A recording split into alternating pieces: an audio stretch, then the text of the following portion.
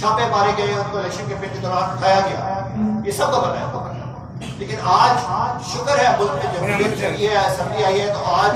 जो किरदार होना चाहिए हमारी पुलिस का, हमारी फोर्सेस का, मुझे खुद आया कि उन्होंने अपने शहरियों को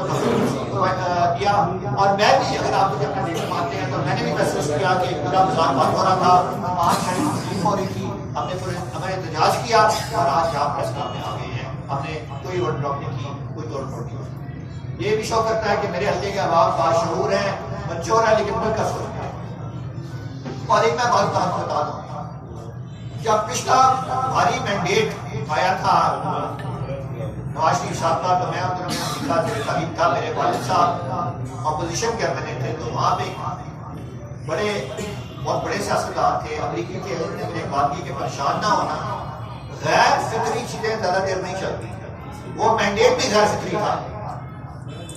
उन दिनों में 2 अक्सरियत थी, आप लोग अपोजिशन में सिर्फ नासिर बड़ाई साहब बैठे हैं, साथ थे मेरे वालिद साहब ना, 13 गैर फिक्री चीजें नहीं चलती।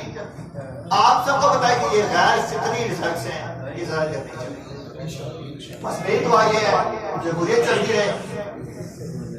लोगों में शऊर हो, अच्छे लोगों को मुतहब करने का,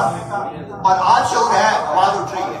वरना लोग इलेक्शन रिजल्ट सुन के एक जगह सो जाते थे, आज नहीं सोए, आज खड़े हैं। और आपका बहुत शुक्रिया,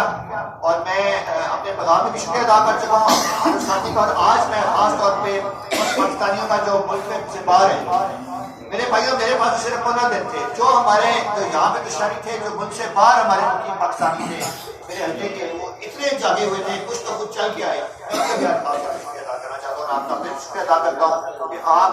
बड़े मुस्तक़बिल भी आए और मुल्क के लिए आपने बहुत शुक्रिया।